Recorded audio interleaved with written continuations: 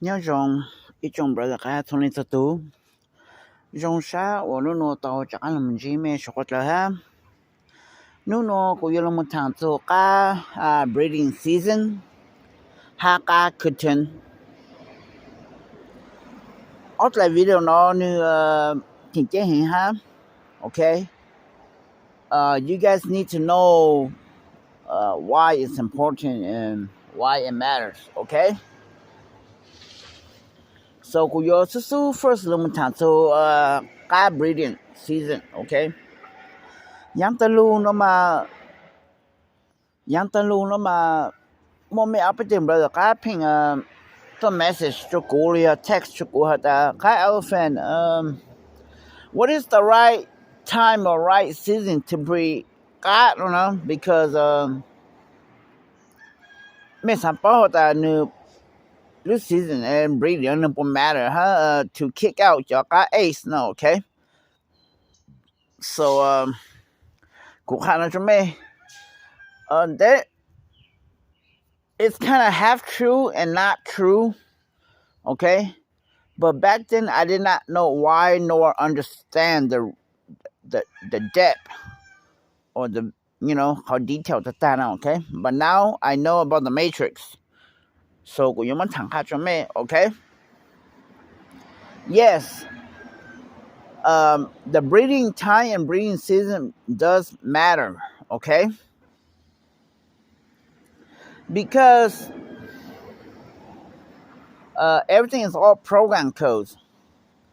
so it's got to be like in the right season the right timing everything is about timing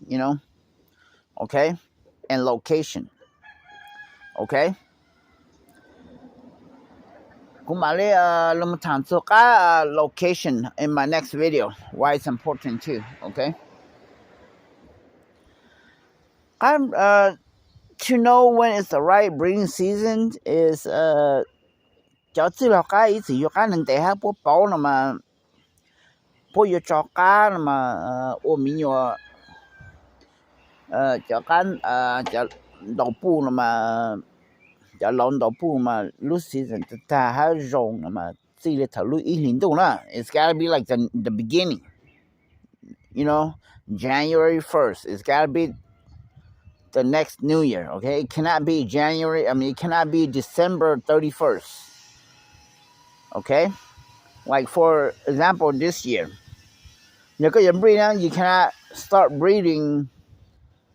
like December 31st 2025 okay if you want to really breeding for top quality ace bird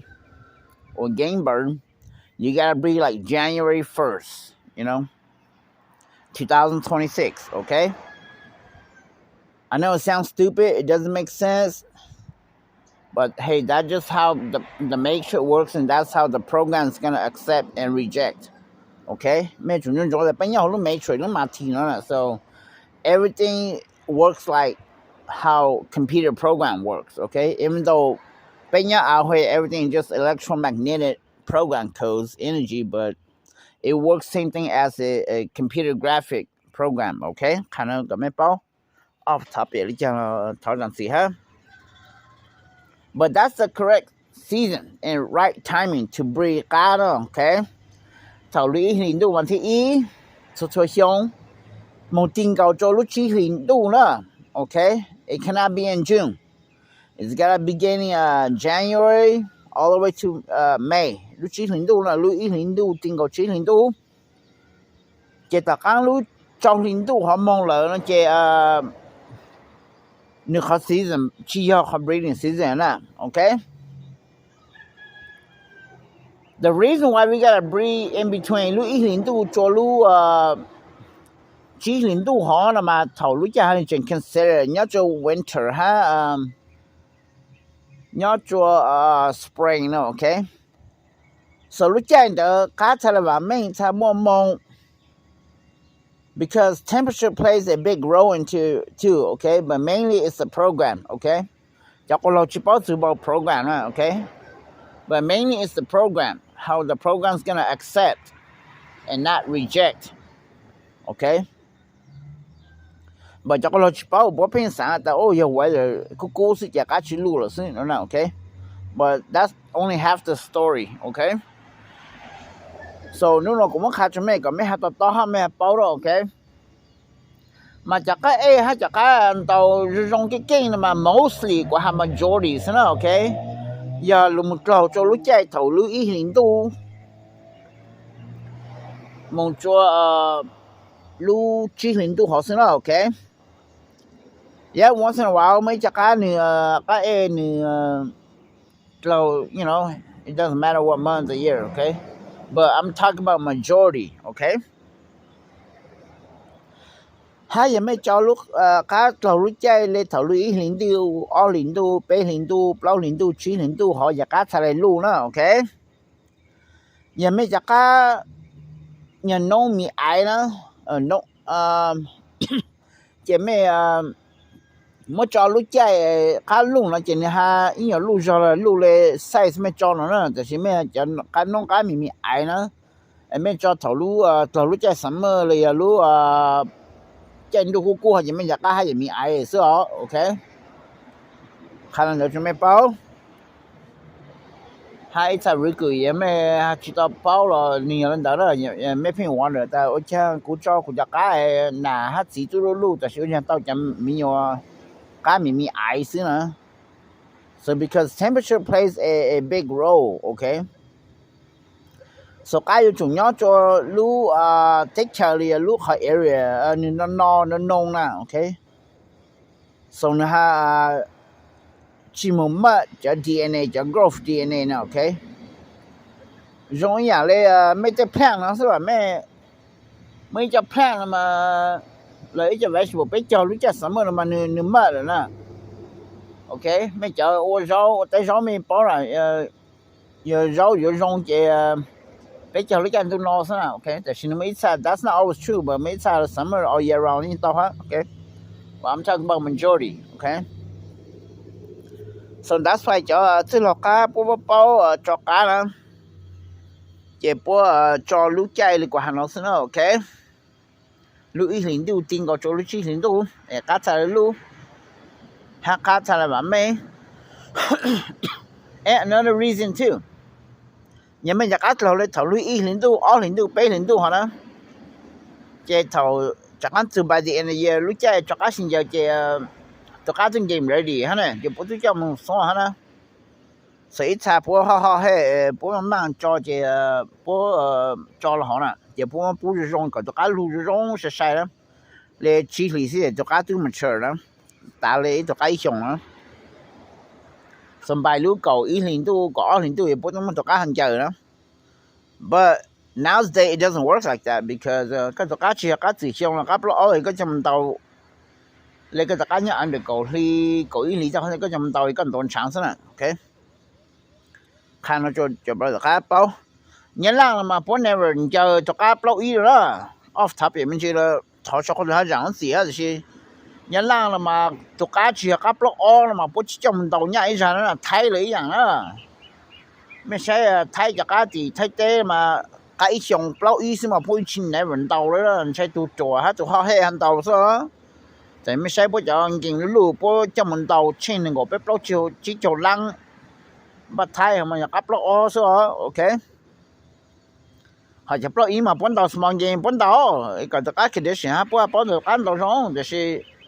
của họ cho mong game lưu lên đầu chín lăng vậy thế này mà như chuột upload all số, okay. Còn nếu nó rụt dầu nếu trang phong dầu còn nếu đủ dầu nó là okay. Off topic để cho nó thoát ra gì ha. Đó là back to breeding. Cái có reason cho nên là họ sẽ là okay.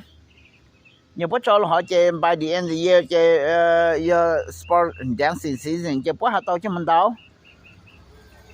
ha cá thợ lu ha cá thợ mà mình ha cho họ nó okay. So that's the right season chơi cũng cho lông thả là họ xứ chơi cũng cho lông thả thôi chắc cá cứ chơi nữa, okay. Chắc cái này pin pin lâu year round này chỉ cho giàu này cho phải là chỉ cho giàu nữa này này pin lâu tăng to là pin rèn này tu tháng ít cho giàu là này the other one จะ平时จะไม่ใช่来จะมันดาวเลยนะหนูเขา year round นะจะไม่有人到จะthe second feather 了นะ OK ยังไม่จอเลย头路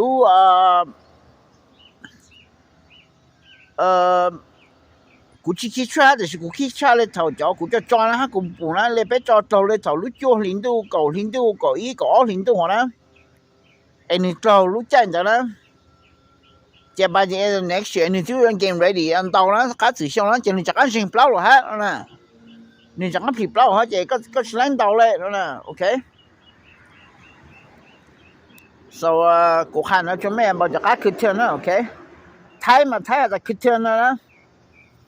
so ไม่จะเราไม่จะปลุจะกันขึ้นเทือนนี่จะนี่มีแต่ตัวกันนี่จะเปล่าละนี่ always mountain year round นะนี่มองนะนี่เพียงผิดเปล่าทำเลยตอนนั้นตอนช่วงนั้นนะโอเค that's why จะ OG 不เปล่า不哈只敢做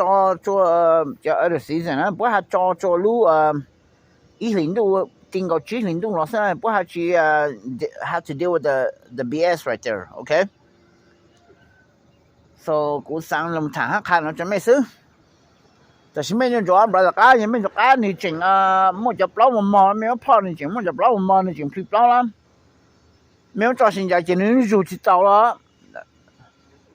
so นี่จะโปรแกรมที่เจ้ามาเชิญเจ้านะจะไม่จอดใจยังไม่โดนช้าโอเคแต่ส่วนพวกเจ้าคนเราพวกที่หาเหตุพวกที่เขาเตะพวกเปล่านะจะพวกมาพอพวกจะก้าจริงมันจะเปล่ามอนะจริงชัวร์ไปจู่เราชิมแม่เลยนะนี่จะ complete นี่ขอ 100% upload นะOK จนเขาโปรแกรมจะไม่到จะไม่อีนี่รู้อยู่ที่到เขานี่ที่ว่าไม่นะนี่ชั่วโมงก็มองนะ OK so ไม่到จะไม่โดนช้างนะ OK so don't be a hardhead OK แต่here's a problem back to จะเลยกู explain ให้กูปู่นะเนี่ยก็ไม่จอไม่จะกัดเราลุยหินดู200度นะ in the beginning of the year em mớiปูนลูกใช้จงเห็นนะเจ้าถอจากนั้นสุดสมัยนะอันนี้ตุ๊ตามสุดหลอกอ่ะนะเจ้าจากนั้นผีเปล่าตัวเจ้าไม่ต้องจากนั้นขึ้นเชิงฮะจากนั้นผีเปล่าฮะนะ so what you want to do is just feed him a regular feed like 18% protein okay pig roll เลยจะมีแม้เกินน้ำมันเปล่าน้ำมันชีนะโอเคไม่ใช่ผู้จัดน้ำมันอินน้ำออมมาช่วยจากนั้นปัวฮะOkay, so you have to let the bird grow natural. If you cut corner, then you're gonna pay the price. Okay, guys, you have to remember everything in life never cut corner. Okay, you got cut corner, you got hot head, you got long chance. At the end, you're gonna lose everything. Okay, brother. กูขายแล้วจวนไม่ซื้อก็ไม่ให้ป้าสุขา breeding season ฮะก็คือเชิญฮะไม่ทำว่า speed up the process okay which you can but you're gonna run into problem like that okay ยังไม่จากก็เราเลย100度200度เลยไป100度ฮะไม่มันปูจะร้องเห็นนะby the end summer 所以เลย summer ตั้งให้นี่ตัวตาตัวก็เราแล้วก็อีกอย่างนะจะถอนนึงจากอันผิดแล้วตัวจะไม่รู้แลนดาวนะถอนจากอันสุดเลยลูกก็100度200度show time เดี๋ยวจะไม่รู้แลนดาวนะโอเคกูคันแล้วจะไม่จะบริษัทกัสก็ไม่ฮับเป้า the reason why okay behind breeding season in a cat kitchen okay so anybody got any comment or anything to say feel free to drop comment okay I use code word soon okay I see you guys in the next video อีกแล้วก็มาเลยถามสู่จากก็ air condition เลยก็ weather ก็ location นะจวบไปใช้นะใช้ปลักกูปกครองโอเค我讲到